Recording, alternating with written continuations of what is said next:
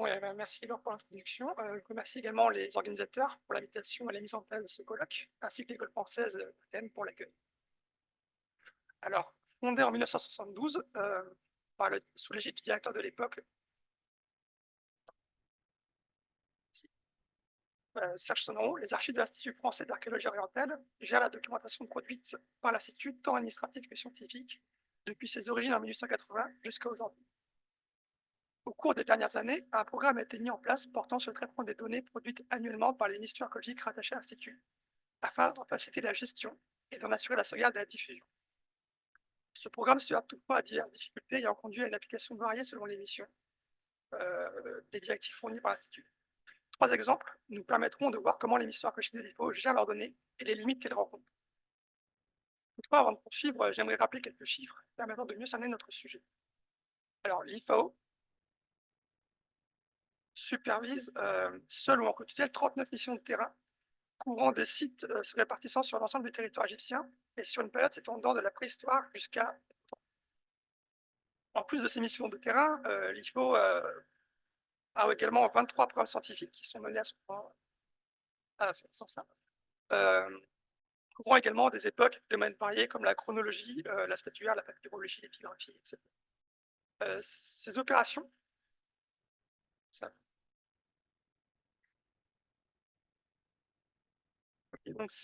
produisent annuellement plusieurs milliers de documents de nature diverse, allant des minutes de fouilles aux relevés stratigraphiques de papier, aux fichiers nativement numériques comme les bases de données et les photographies.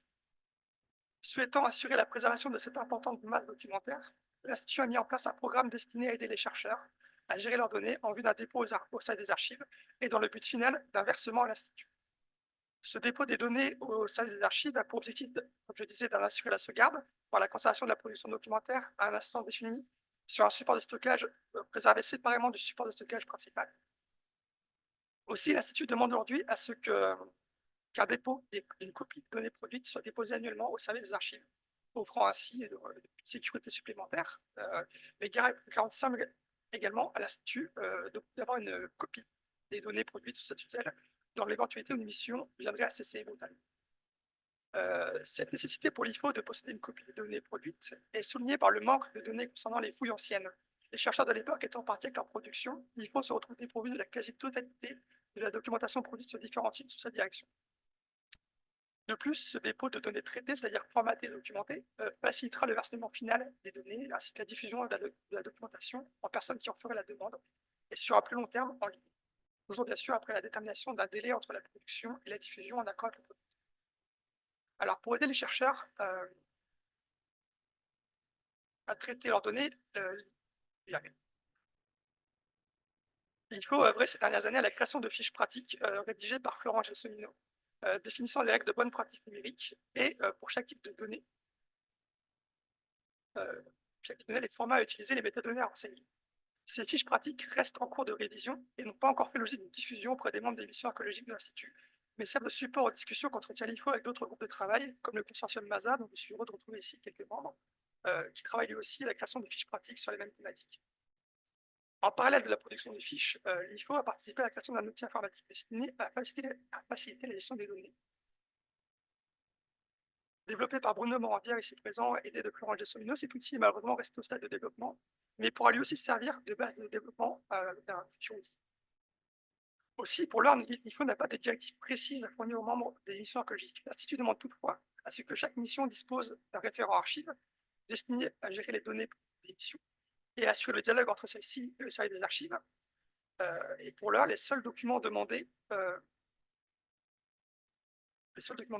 annuellement sont un tableur contenant des descriptions des photographies réalisées sur le terrain par les photographes de l'Institut, la publication d'un article dans le bulletin archéologique des écoles françaises à l'étranger, accompagné d'une remise au service des archives des documents associés, et le rendu d'un rapport de fouille détaillé complémentaire de celui publié dans le BAFE. Ainsi, en l'absence de directive et de la diffusion de la documentation pratique produite par l'Institut, différentes missions ont mis en place des processus de gestion des données qu'elles produisent, qui, bien que différents, présentent de nombreuses similitudes, tant du point de vue de la forme que de celui des outils utilisés. Alors, nous ne pouvons pas toutes les présenter aujourd'hui, mais nous allons avoir 3 chantiers archéologiques. Donc, abordons tout d'abord le chantier de Deir el Medina, dirigé par Cédric Larcher, également directeur des archives. Alors, site emblématique de l'IFO, le village de Der el-Medina hébergeait les ouvriers qui œuvraient à la confection des tombes royales des vallées des rois et des reines à Luxor. Étudié par l'Institut depuis plus de 100 ans, ce site a livré une documentation archéologique de grande ampleur, pour ne pas dire pharaonique, toujours en cours d'étude aujourd'hui. Depuis quelques années, ce site ne fait plus l'objet de fouilles archéologiques, mais de campagnes de restauration, valorisation et étude des monuments archéologiques qui y furent découverts. Cette mission IFO compte une dizaine de projets partenaires annuels, regroupant 70 à 80 participants producteurs de données et travaillant tant à l'étude du site et de l'immobilier qu'à sa valorisation. Une mission archéologique de cette ampleur nécessite la mise en place d'un processus de traitement des données régulier et rigoureux afin de ne pas être noyé sous un torrent de données. Aussi, la mission a mis en place un kit mission. Nous voyons ici le contenu diffusé auprès de chaque intervenant, contenant, en plus des informations utiles au bon déroulement de la mission, d'autres informations relatives à la gestion de la documentation produite.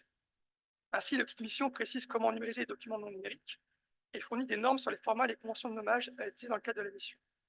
Il fournit également des tableurs, dont un pour la documentation relative aux objets et un pour le reste de la documentation, et différents modèles au format PDF, notamment des fiches pour l'enregistrement des objets, ainsi que des thésauries adaptées de Pactol et Pleiades, permettant une saisie uniforme des données au sein des différents projets constituant la mission. Un tutoriel expliquant comment enrichir les métadonnées des documents dans Adobe Bridge est également fourni. La mission demande à ce que les données soient traitées chaque semaine et remises au chef de mission le samedi, à savoir le lendemain de la journée off-terrain consacrée au traitement des données. Le directeur de la mission regroupe alors l'ensemble de la documentation fournie sur un même support de stockage et intègre les données descriptives saisies dans les bases de données FileMaker de la mission.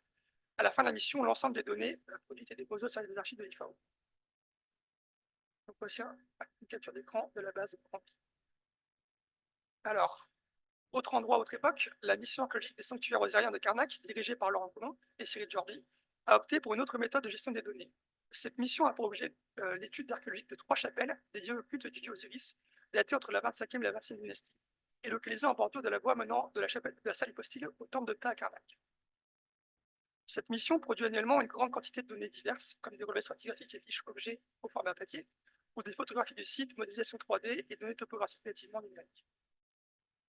Alors,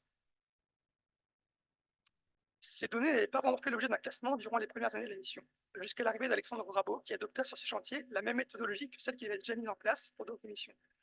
Cette méthode de gestion des données se basait sur une conversion des fichiers dans des formats pérennes, un renommage reprenant le système mis en place par Maréchal dans le cadre de ses travaux pour le service régional de l'archéologie d'Alsace, un système de mots-clés utilisant une syntaxe particulière permettant un tri et un classement des clés et une sauvegarde particulière sur ShareDoc.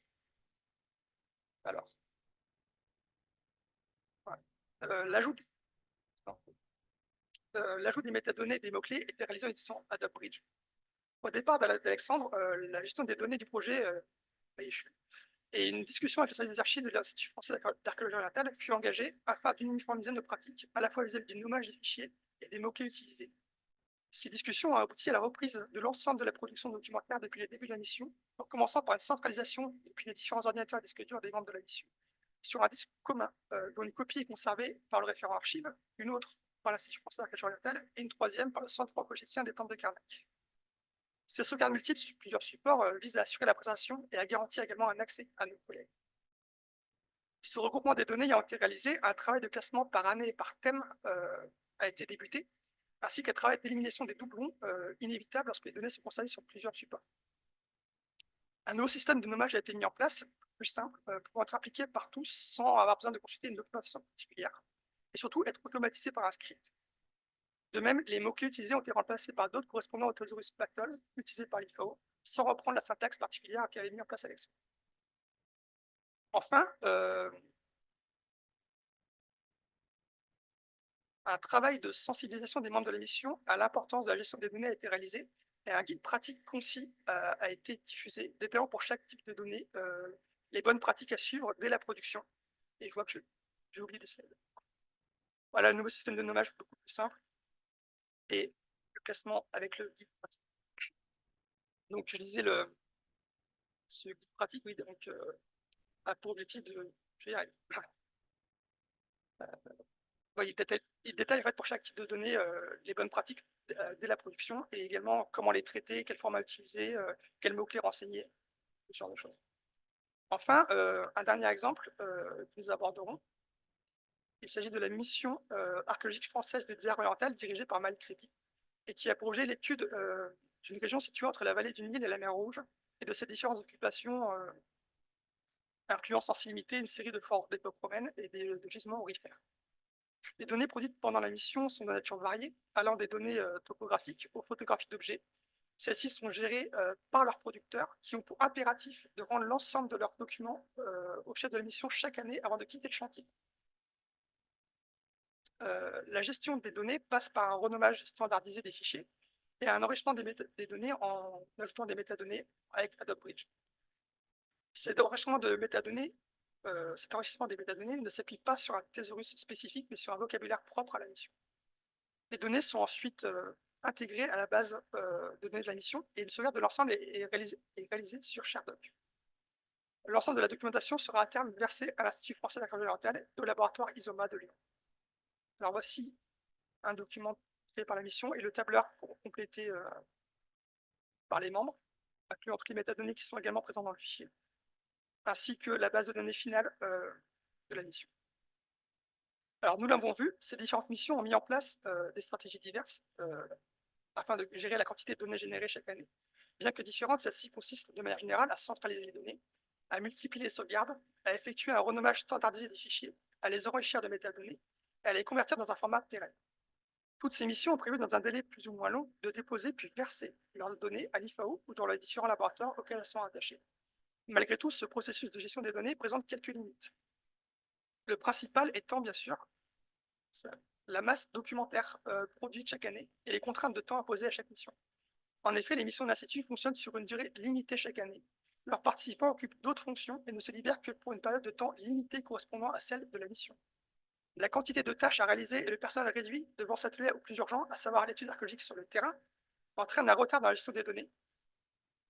Ce travail étant sans cesse repoussé pour laisser la priorité au terrain.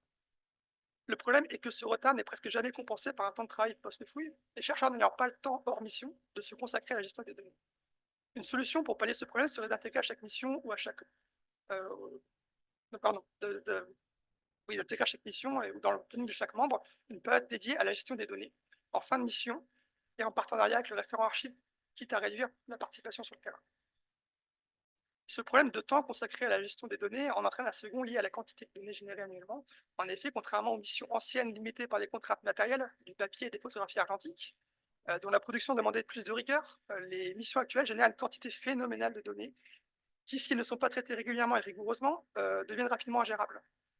Si le travail de traitement, à savoir de tri, de classement et de référencement, n'est pas réalisé également, il devient trop important pour une seule personne, à savoir le référent archive, qui ne peut pas gérer tout ça, même parce qu'il est aussi contraint à un temps limité.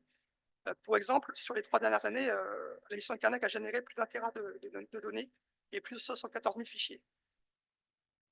La mise en place de scripts et d'outils dédiés au traitement des données ainsi qu'une plus grande rigueur dans la production devrait permettre de pallier ce problème, du moins en partie. Toutefois, pour en venir définitivement à bout, il conviendrait de résoudre le dernier problème que j'aimerais aborder, celui de la formation des intervenants à la gestion des données. En effet, les informations et techniques nécessaires à la mise en place d'une bonne hygiène numérique et d'une bonne gestion des données ne sont pas enseignées dans le cursus universitaire suivi par les chercheurs, et nombre d'entre eux n'ont jamais été ni formés ni sensibilisés à l'importance de ce travail. Pourtant, il est certain qu'une bonne formation des producteurs à la gestion de leurs données permettrait de pallier les problèmes précédemment cités. En effet, si chacun gère sa propre documentation en respectant des règles communes définies au sein de la mission ou de l'Institut, la masse documentaire à gérer diminue considérablement et devient plus facilement gérable. De plus, qui d'autre que le fouilleur est le plus à même d'identifier ce qu'il a fouillé. La mise en place de formation est donc un impératif qu'il faudra suivre dans les années à venir. Une première formation de ce genre, destinée aux membres de l'IFO, devrait avoir lieu cette année sous ma direction. Elle permettra de former une partie des chercheurs à la gestion des données et sur l'occasion d'échanger avec eux sur leurs attentes ou les difficultés qu'ils peuvent rencontrer. Cette formation permettra peut-être également la rédaction d'un document de formation à diffuser à l'ensemble des missions afin de les aider dans ce travail, primordial au bon déroulement de recherche à venir. Je vous remercie.